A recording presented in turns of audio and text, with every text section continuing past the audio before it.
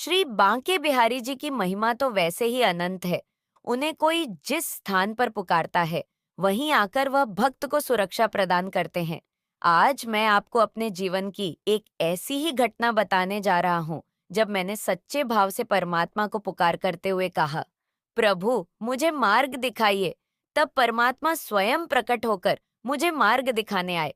बात अधिक पुरानी नहीं है, मेरी माताजी को शिक्षक ट्रेनिंग के लिए वृंदावन भेजा गया। मेरी माताजी वृंदावन आ गई। अब घर पर मैं बहुत अकेला महसूस कर रहा था। कुछ दिन तो व्यथित हुए, लेकिन अचानक से मुझे अपनी माताजी की याद आने लगी। मैंने माताजी को फोन करके कहा, मुझे आपके पास आना है। माताजी ने कहा, इस समय पिताजी व्यस्त हैं, तुम्हारा निकलना कठिन होगा। पिताजी आज्ञा दे तब उनके साथ आ जाना, लेकिन मेरा मन नहीं मान रहा था। माताजी को कहा, मुझे आज ही आना है, कैसे भी करके मुझे आपके पास पहुंचना है। माताजी ने कहा, जीत छोड़ दो, कुछ दिनों बाद मैं स्वतः ही तुम्हारे पास लौट आऊंगी, पर मेरा मन नहीं मान रहा था। मैंने पिताजी से आज्ञा ली। पिताजी ने कहा, 15 साल की उम्र है, अकेले कैसे जाओगे? उरई से वृंदावन जाना आसान नहीं है, और इस समय सर्दी का मौसम है। कहीं भटक न जाओ, कोई तुम्हें उठाकर न ले जाए। पर मेरा मन निश्चित था। मैंने तो जिद पकड़ लिया था कि मुझे वृंदावन जाना है, श्री बांके बिहारी जी का दर्शन भी करना है और माता जी के पास जाकर रहना है। पिताजी को बहुत समझाया, पर जैसे तैसे पिताजी मान गए। मैंने ट्रेन पकड़ी। ट्रेन पढ़कर मैं उरई से झांसी आ गया। झांसी पहुंचने पर मुझे झात हुआ, यहाँ से मुझे मथुरा जाना है। मैंने झांसी से मथुरा जाने के लिए ट्रेन का इंतजार करने लगा। थोड़ी देर में ट्रेन आई। मैं ट्रेन में चढ़ गया। रात को 10:30 में मथुरा पहुंचा। मथुरा में सर्दी के समय आप सोच सकते हैं कितना अंधकार होता और कितनी ठंड पड़ती है। उस जाड़े के मौसम में मथुरा पहुंच जाना, ऐसे समझो कि अपने शरीर को स्वयं तपाने वाली बात है। अब मुझे तो कोई ज्ञान था नहीं। एक कंबल मेरे पास था। मैं उस कंबल के सहारे मथुरा स्टेशन पर उतरा। थोड़े कपड़े मेरे पास थे और मुझे माताजी ने एड्रेस तो दिया था, अग्रवाल धर्मशाला का। उसके नजदीकी माता ने एक कक्ष किराए पर ले रखा था। वहीं रहती थी। मैं मथुरा स्टेशन से बाहर आया, देखा तो सारी स्टेशन सुनसान लगी पड़ी थी। एक दो लोग ऐसे घूम रहे थे, उन्हें देखकर मन में भय होने लगा। पता नहीं कौन है, कहीं मुझे तक ना आ जाए। इस प्रकार बहुत चिंता मन में होने लगी। सोचने लगा, पिताजी की बात मान लेता, पिताजी के साथ आ जाता तो ठीक रहता। पर अब निकलने के बाद तो प्रभु का ही भरोसा होता है। परमात्मा को याद करते हुए कहा, प्रभु, आप ही रक्षा कीजिएगा। इस प्रकार मैं सोच ही रहा था, तभी वहां एक तांगे वाला आया। वह तांगे वाला कहने लगा, किसी को वृंदावन जाना है, मैं जा रहा हूँ। किसी को वृंदावन चलना हो तो मुझे बताएं। उसकी बात सुनकर मैं तांगे में चढ़ गया। तांगे में अन्य भी कुछ यात्री थे। उसने मुझसे पूछा, तुम्हें कहाँ जाना है? मैंने कहा, अग्रवाल धर्मशाला के नजदीक मुझे उतार देना। वहीं पर मेरी माता ने कक्ष लिया है, मैं वहां अपनी माताजी से मिल लूंगा। तब वह तांगे वाला कहने लगा, रात्रि का समय है, तुम्हारी माता तुम्हें किस प्रकार मिल सकेगी? तुमने उन्हें फोन किया है, कुछ बताया है? तब मैंने कहा, उनके पास फोन नहीं है, मैं उन्हें अपने आप ढूंढ लूंगा, आप मुझे उतार देना। वहां पहुंचते पहुंचते 11 बज चुके थे। अब वृंदावन की गलियां, सर्दी का समय, जहां कोई भी रात्रि के समय दिखाई नहीं देता है। सारे दिन उत्पाद मचाने वाले बंदर भी रात्रि में छुप जाते हैं। अब इस घनघोर रात्रि में और भयंकर चलने वाली सर्द हवाओं के मध्य उस तांगे वाले ने मुझे अग्रवाल धर्मशाला के बाहर उतार दिया।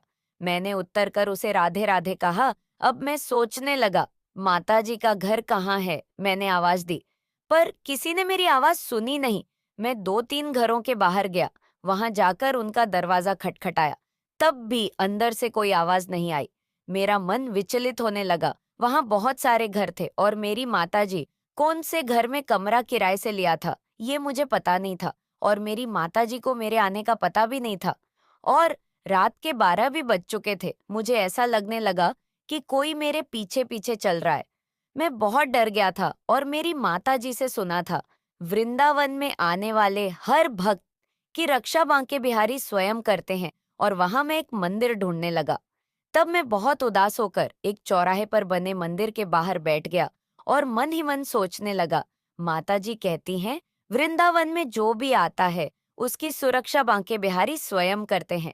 इस प्रकार मन ही मन अपने आप को मैं प्रभु के चरणों से जोड़ लिया और बांके बिहारी को याद करते हुए कहने लगा, प्रभु अब आप ही रक्षा कीजिए, कोई मार्ग बताइए बताइए, मेरी माँ का घर कहाँ है। जब मैं इस प्रकार दुखी मन से परमात्मा को याद कर रहा था, उस समय हाफ पैंट पहन रखी थी और एक छोटी सी शर्ट उसके शरीर पर धारण की हुई थी। वह चेतन देव मंदिर के पीछे से निकला, मुस्कुराते हुए मुझे देखा। मैंने भी उसे देखा। मैंने उससे पूछा, इतनी रात्रि को कहाँ भटक रहे हो? तो वह कहने लगा, मैं तो ऐसे ही चक्कर लगाता रहता हूँ। तब मैंने उससे पूछा, क्या कह रहे हो? तुम्हें पता है मैं बहुत परेशान हूँ। मुझे अपनी माँ का घर नहीं मिल रहा है। मेरी माँ यहाँ किराए के घर पर रहने आई है। मुझे उसका स्थान नहीं मिल रहा है। अब मेरा दिमाग तो चल ही नहीं रहा था। मैं तो उसे बोलता ही जा रहा था। वह बालक मुझे देखकर मुस्कुरा रहा था। तब मेरी बातों को सुनकर तब उसने मुस्कुराते हुए एक घर की तरफ इशारा करते हुए कहा, उस घर की तरफ चले जाओ, उस घर का दरवाजा खुलवाओ। उसने इस प्रकार ऐसा कहा। मैंने भी उसकी बात मान ली। मैंने दरवाजा खुलवाया और जैसे ही दरवाजा खुला, मैं देखकर हैरान हो गया। उस समय परमात्मा ने मेरे साथ एक दिव्य चमत्कार किया था, जिसके विषय में मैं यहाँ आपको बताने जा रहा हूँ। जैसे ही उस बालक के कहने पर मैंने दरवाजा खुलवाया, सामने मेरी माँ खड़ी थी। मैंने अपनी माताजी को हृदय से लगा लिया। माताजी मुझे देखकर प्रसन्न हो गई और कहने लगी, इतनी रात्रि को कैसे आ गए? तब मैंने कहा, माँ तुम्हारी बहुत याद आ रही थी। माँ ने पूछा, इस रात्रि में तुम्हें घर किस प्रकार मिला? तब मैंने जब तक माँ से कुछ का बताता उस बालक के बारे में, वह बालक वहां से अंतर ध्यान हो गया। मैंने माताजी से कहा, अभी तो एक बालक यहाँ खड़ा था जिसने मुझे आपके घर का पता बताया। पता नहीं कहाँ चला गया। माता मुझे अंदर लेकर गई। क्या हुआ? तब मैंने उसे सारी बात बताई। मेरी बात सुनकर माताजी की आंखों में आंसू आ गए। माता ने कहा, अरे बेटा, तू उसे पहचान नहीं सका। वह और कोई नहीं, स्वयं श्री बांके बिहारी जी आकर तुझे मार्ग दिखाकर गए हैं। यहाँ आने वाले हर भक्त को बांके बिहारी स्वयं मार्ग दिखाते हैं। जो घर का मार्ग पूछता है उसे घर का मार्ग दिखाते हैं। जो मुक्ति का मार्ग पूछता है उसे मुक्ति का मार्ग दिखाते हैं। और जो भक्ति का मार्ग पूछता है उसे तो अपने चरणों में ही बिठा लेते हैं। यही तो श्री बांके बिहारी जी की अनंत महिमा है, अपने माँ की। यह वचन सुनकर मेरा हृदय भक्ति से भर गया।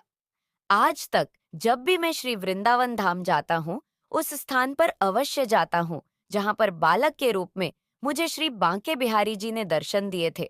वहां की रज उठाकर मैं अपने मस्तक पर लगा अपने आप को धन्य मानता हूँ कि किस प्रकार उस रात्रि के समय बांके बिहारी जी ने स्वयं आकर मुझे मार्ग बताया था।